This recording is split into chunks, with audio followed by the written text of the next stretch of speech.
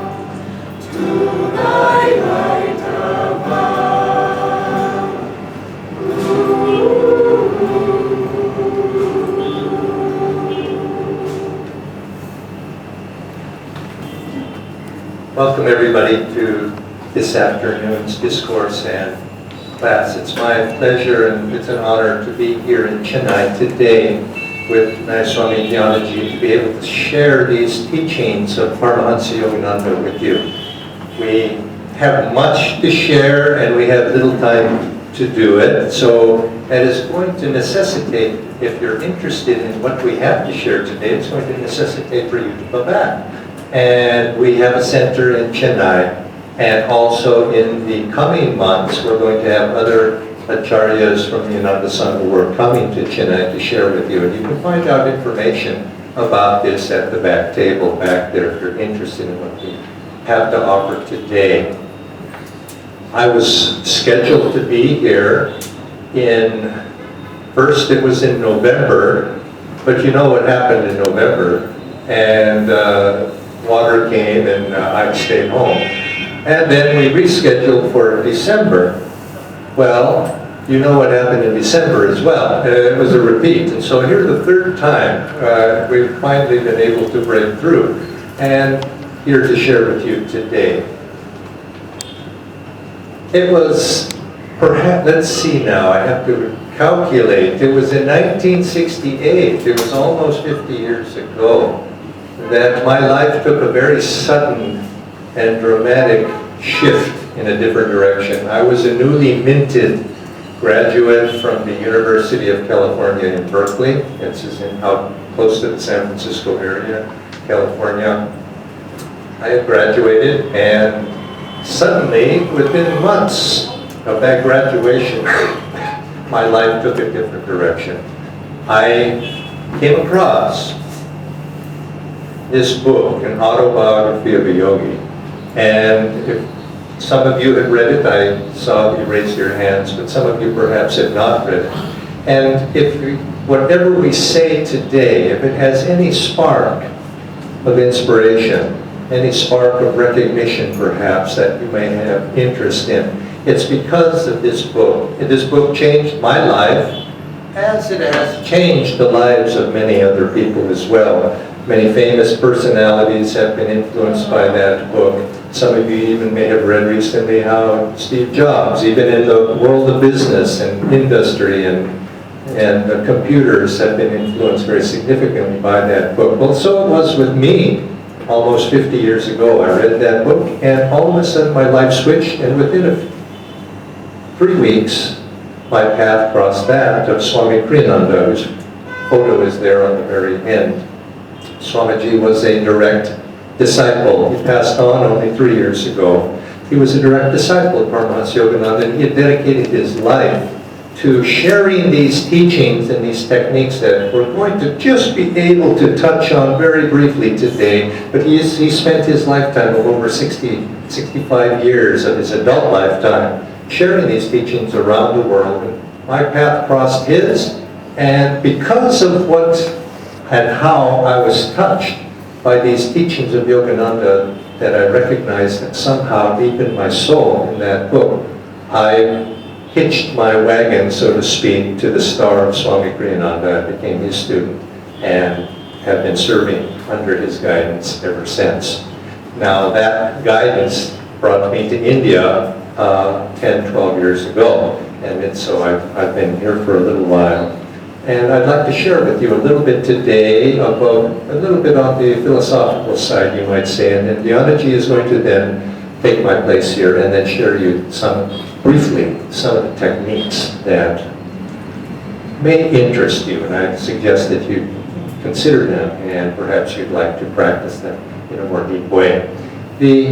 I mentioned that I read that book, and I look back on my life and I think, why was it? What was it that touched me on that? And because I had recently graduated from the university, a very good university, by the way, in America, I was steeped in the attitudes of a Western scientist, perhaps, let's say, somebody who had that scientific materialistic outlook toward life. I had graduated, I was about to go forward with my job, career, finding what that would be. And there was a mindset in the back of my mind. I was convinced that what I was seeing before me was the reality. But yet, somehow, it was not satisfying to me because I felt, is this it? Is this what life is? Is this what the world has had before me? And I had the longing in my soul that there must be something more. And by the time I read that book, when I read that book, I was so excited because it showed within those few pages, few hundred pages, it showed me a vast potential that I had not known about, but yet somehow seemed very familiar to me, that there was much more, that this world itself was much more. And all of a sudden, I began to realize that yes, I myself have a potential for something much more than what my normal course of action seemed to be directing me toward. And with that, a welling up of hope in the ability to fulfill that potential came within me. And I share that with you today because we too sometimes become hypnotized with this thought that what we see around us is the sum all and be all. But I think anybody with a little bit of discernment knows that there's much, much more. There's a greater potential in each one of us. There's a story that you perhaps have heard about the lion cub that lost its parents and was raised by sheep. The mother sheep took the little lion cub in and raised it. And the lion grew up on the savannah and the pastures there, thinking it was a sheep. Bah, bah, and it ran with the other sheep. And it played with the other sheep and bounced like the other sheep. And it probably ate grass like the other sheep too. Bah, bah. And seeing this lion in the midst of a group of sheep, a passing by lion, adult lion, passing by, saw this. Noticed this lion standing in the middle of these sheep. Bah.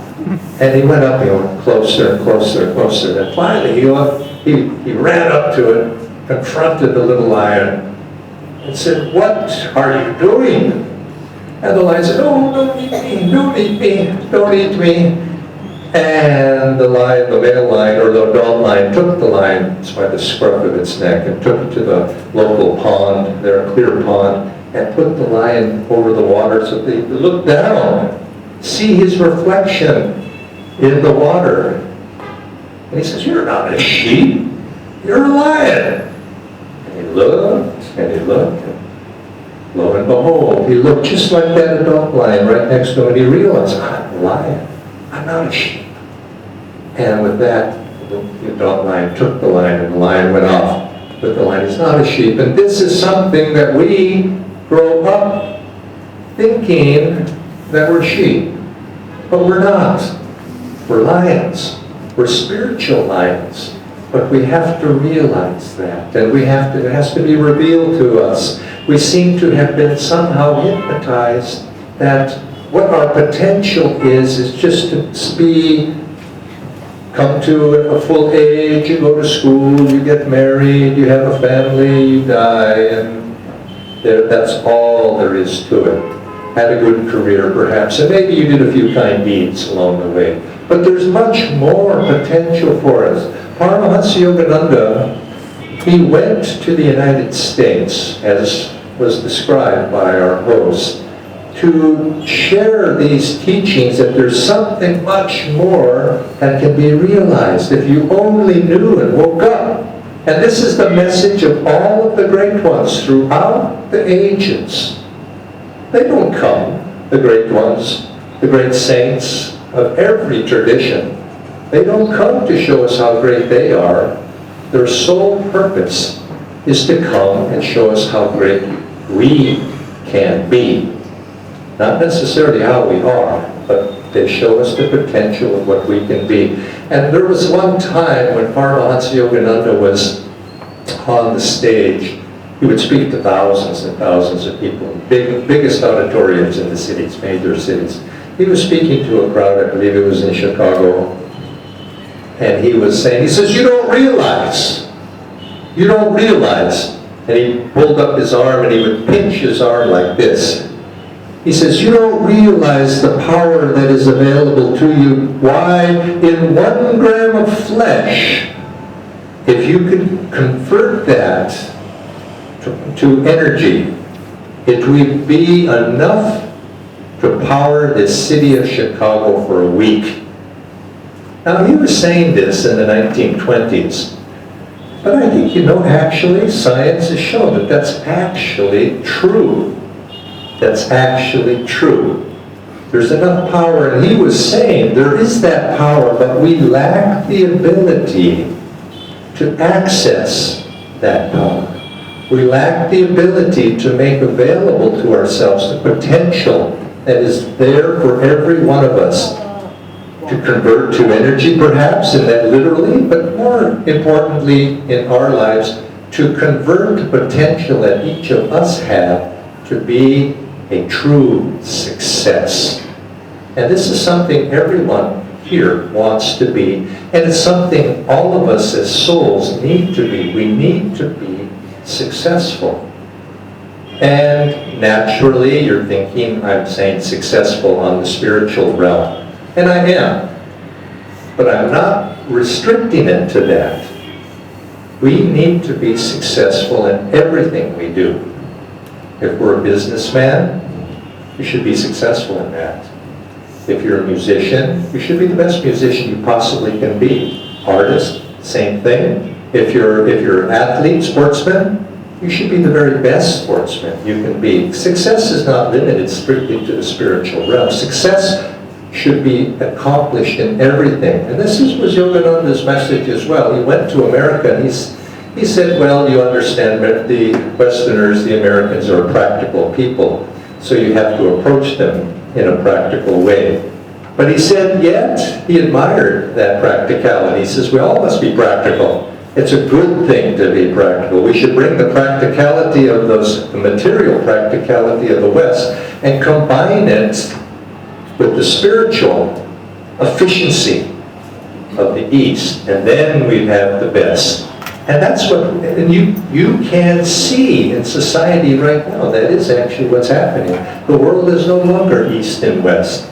It's all one world. It's a one world coming together now. We don't think in those dichotomies so much anymore. But Yogananda brought that. And he said we need to be successful, because if you're not able to meet the needs of your daily needs of yourself and your family, you're not going to be spiritually successful for our true mission in life. which is to know God, is to know our true higher self, if we don't want to use that word. To know our true self, you're not going to be able to do that if you can't put food on the table. So we need to be successful on all levels. I say that because sometimes people sometimes think, oh, they're unsuccessful with worldly affairs. So what am I going to do? I'm going to run off and be in the jungle and meditate. I can't meditate. It's the very same skills that allow us to be able to be spiritually successful first have to be perfected to be able to provide the daily needs of our lives. We have to be able to concentrate. We have to be able to be calm and centered in the midst of trials. We have to be able to open our heart to be able to embrace other people and love our family and others, and to be compassionate. These are all basic human skills. And this is what we gain if we begin to practice these teachings that the great ones have brought us in throughout all the ages. And this is what Yogananda brought when he came to the West, when he went to the West. And also this is what all the great ones bring, to show us how great and how we can unlock that potential with us. There's a very sad statement when you say, he had so much potential. And of course by that you mean he had lots of potential, but he did not fulfill it. As you say, you hear that about somebody. Such and such was a good batsman. He had so much potential, but he didn't do it. You see. Now we don't want to be like that. We want to realize that potential, and the great ones come to also not only point the way for us for the future and what our potential is, but then that would not in and of itself be enough. If also we agreed to that, and they did not also bring us the practical techniques and the practical tools for us to be able to realize that potential within ourselves. And that's what yoga is about. That's what really all spiritual traditions and religions, they not only give you a vision, but to be truly effective, it must be able to be put to practice in our daily lives. And this is what the great ones bring. This, of course, is what the gurus of this line brought. They brought practical techniques. And as many of you know, if you know something of these techniques, of these masters, they brought these techniques, which are known as Kriya Yoga, into the common knowledge. An ancient technique that had been somewhat discarded or overlooked, is maybe the better word, overlooked. But they brought them back through these great masters and other saints also of this tradition. They brought them back into human consciousness, and now it's our duty and our pleasure and our responsibility to share that with everybody. I mentioned at the beginning that I had come to these teachings, recently graduated from college at that time, and I had you might say, the very common understanding. This would have been in the 1960s, 1970s. Common understanding of life is how it was at that time, which I mentioned that I felt there was something missing, and that is, this world seems to be the presentation that the scientists give us is that there's nothing more. This matter is the ultimate reality behind what we see here, that's what this world is really made of. To be able to aspire to something beyond that is purely something of imagination. But this isn't what the great saints over the ages have taught. And it's not, if we look at life itself and the flowering of human consciousness, we can see that there is a direction in life. There is when we say the word potential, it means that there's something available for us if we can only realize it. But yet when I came out of school, that was seeming to be presented as a fallacy. That's just a religious fallacy. But let's look at life and let's see if that's really so. science has told us that this world has slowly evolved from the early stages of this very universe to gases, to stars, to the planets being evolved and forming, ultimately till life itself takes shape. And if we look at the evolution of life, we see that it culminates in the development of this human body that we've been given. This is said to be a very and the highest, greatest gifts that we could have as souls, is to be given this body, this soul, to be able to work out our karma in this very body. And it's not something that comes easy, and that if we have been given this gift, it's something that we should cherish. And as part of cherishing that, we should try to realize that potential that is within us. If we look, what is it when we see mankind? We see that we uniquely, the human vehicle is unique in its ability to express consciousness. We're conscious. We're aware of ourselves. We have been given this gift of consciousness, as opposed to the animals, which really don't have an ability to make decisions and make choices. Yes, some a little bit they do, but we uniquely have been given this. And the great ones, the masters, have said, this is by no accident.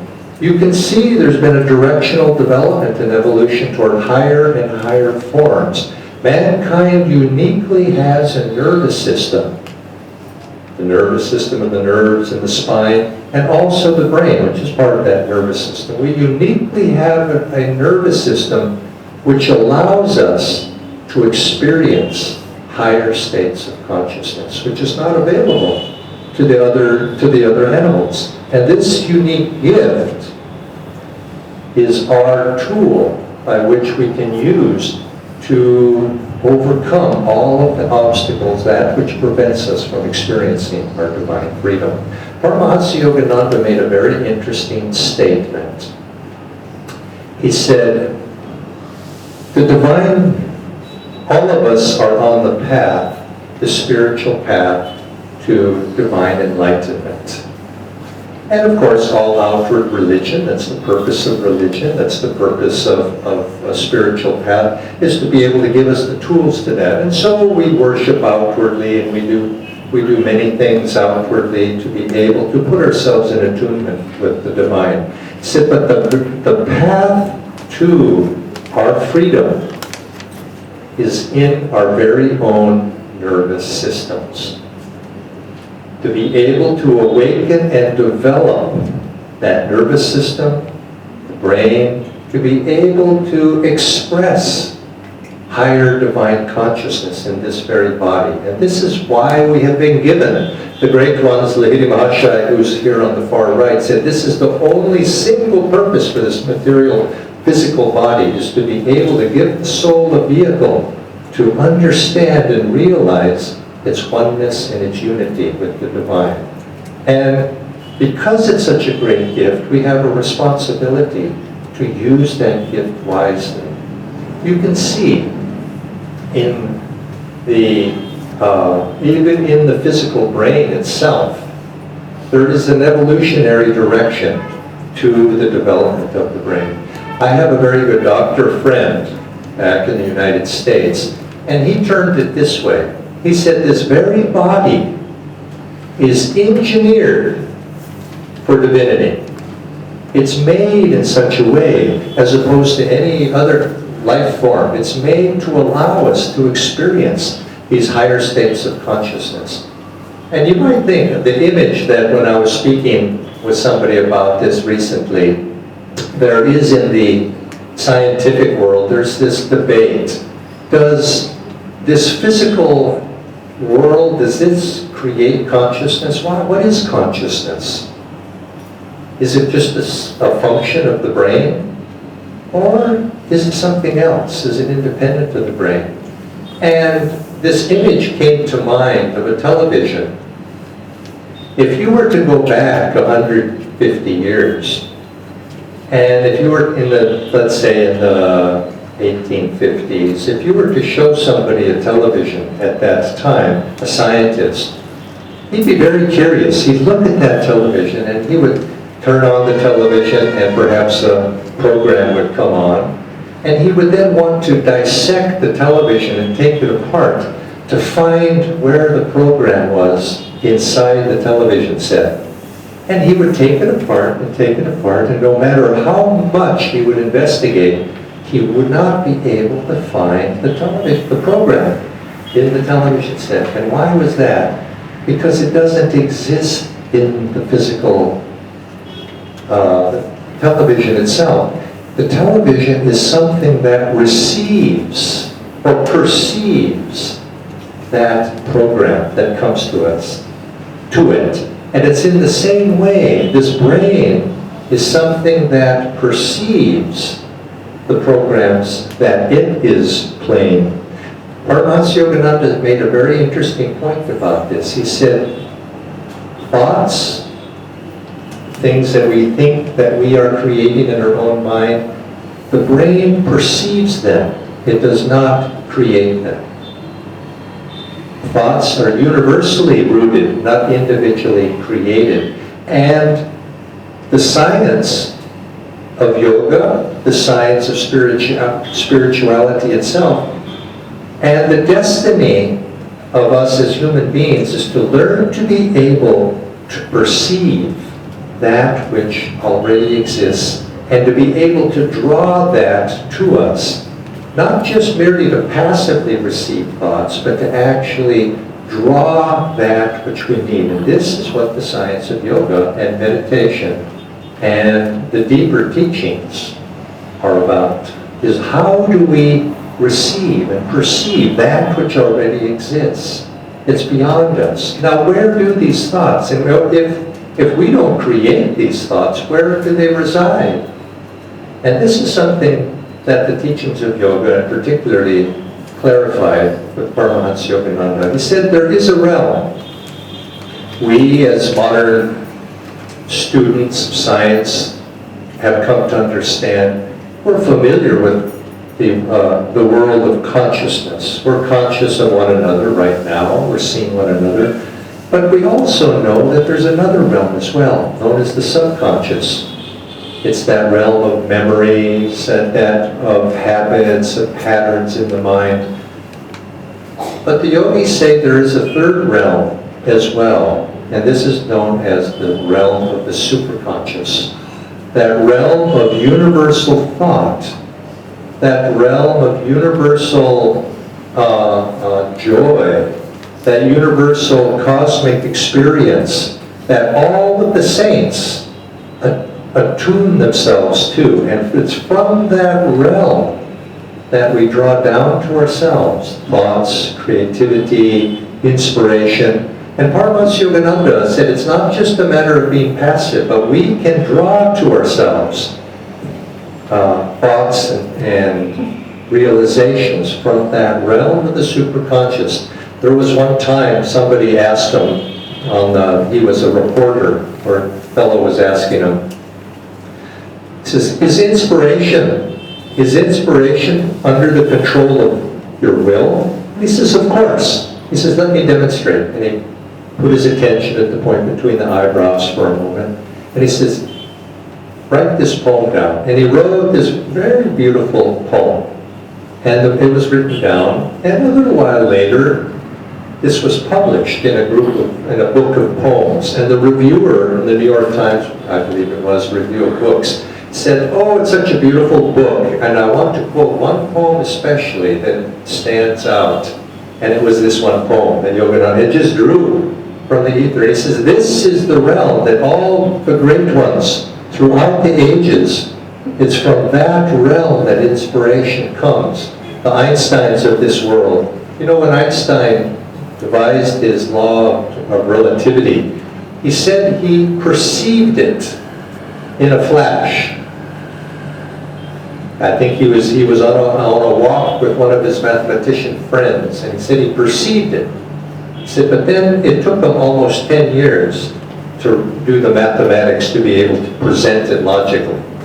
But it first came in a divine perception. If you look, there's wonderful a book called about great composers, and some of the great composers in the West from the 19th century, they said yes, they heard the music in their minds, in their inspiration, but then the work was writing them down. Swami Kriyananda would say this: if you want to be successful in life, we must train ourselves to access that realm of the superconsciousness, and then we begin to draw that down into our lives, and it's from that realm that solutions to every problem will come. Lahiri Mahashaya, the famous disciple here of Lahiri Mahashaya, his role in disseminating these teachings was to take the teachings of Kriya Yoga and spread them out into the world. And he did this from Benares, where he lived.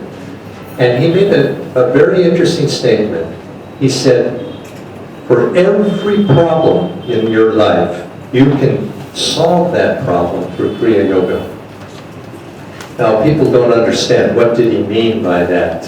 How can how can doing a pranayama technique solve all of my problems? And what it was, is he was saying by proper use of yogic technique, you can uplift your consciousness to be able to receive from that higher level of understanding of the superconscious mind. And you begin to draw that into you. And this is where the solutions lie.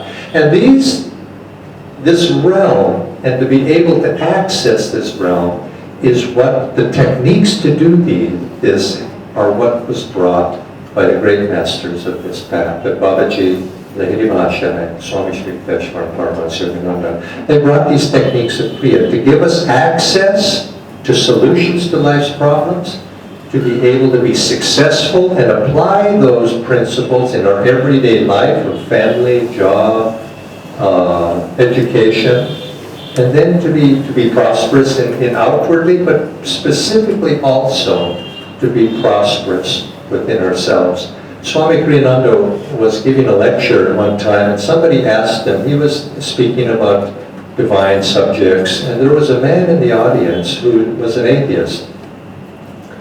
And the atheist asked him afterwards, he says, well, sir, this was a very wonderful lecture, but I'm an atheist. And what would you have to say to me? How would this apply to me? And Swami's answer was good, because it doesn't matter what our belief is. He said, why don't you think of the divine as your own highest potential? And that's what I ask of you. What is looking within yourself, what is your highest potential? Now, practically in the outward world, but also, what is it that you really want? Now, we want to be successful. We want to be materially successful. We want to be, the king wants his land and power, and all, everybody has something. And this is okay. This is okay. But you will find that to the degree that you attain your outward goals, some satisfaction comes from that, but you're never totally satisfied that way. There's always something more, because the potential is always, even the greatest king has a greater potential even yet, until we realize that outward things are not going to be our true satisfaction. We'll fulfill that potential, and so we begin to look inside for happiness, for joy, for those inner satisfactions that we really will fulfill. But nevertheless, that comes with your experience. All of us should be thinking, what is it that my own highest potential could be? And try to strive for that. What is holding you back? What is blocking you from that? If you find that you cannot concentrate, there are techniques to help you do that. If you find that your guidance is poor, perhaps that's blocking you. You can improve your guidance. There are techniques for that as well. There's techniques for everything to be able to allow you to realize your own highest potential. for most people, you can find that simply removing those things that stand in your way, that sense that you are separate from one another, me and you are different, that your own, those desires, anger, all of these things that begin to block us. But all of these are just temporary things. And the masters came to be able to give us the techniques to refine ourselves at all different levels. Yogananda, when he came, he would often start. But I mentioned there's enough power in this gram of flesh to light up the city of Chicago. We have to begin by unlocking, physically just unlocking the physical power potential within each one of us. That energy that's within us, and then learning to be able to apply that. And then, more subtly, learning to become aware of that energy within ourselves. Becoming aware, beginning to withdraw that energy deep within ourselves, and then uplifting that energy up into the brain so that we can awaken that energy in the brain. And this is the science of Kriya Yoga. Learning to become aware of the movement of life force within the body, the power that is there for us to access, becoming aware of it. That awareness precedes control. Become aware of it, and then slowly you begin to withdraw, become aware of that energy within yourself, and then you begin to control that energy within yourself to the degree that you can uplift that energy up to the brain. And you find as you do that, you begin to access this superconscious help begins to come to you. You begin to intuitively begin to understand. And if you have some interest in this, of what your potential truly could be, I very much recommend that you practice some of these very simple techniques. It doesn't take a great deal of effort and time, but you can find that within a very short period of time, weeks, months, perhaps a little longer, you can become a different person. When I started, I was a very restless young college student. But putting myself under the instruction of Swamiji, within a year I could hardly recognize myself. I became a very different person. And I think the same potential is there for each and every one of us. Practice something. Practice and aspire to something higher. Don't be satisfied with what we hear, that life seems to tell us that there's nothing more. There is something more. And it's there and available for each one of us if we aspire and if we apply ourselves to it. So we'd like to share today with you. I'm going to ask Nayaswami Dhyana to come up, and she's going to share with you some very practical techniques. Now, as I mentioned also, you need to, we can only share just a little bit. This is the tip of the iceberg. But it doesn't take a great deal of effort. The most important step that you can take is the first one. Take that first step, and you'll see that very quickly you'll begin to feel a greater sense of joy, a greater sense of inspiration, and your intuition will begin to open up so that you begin to draw solutions to life's problems. Be solution conscious, and you'll see that your life will change.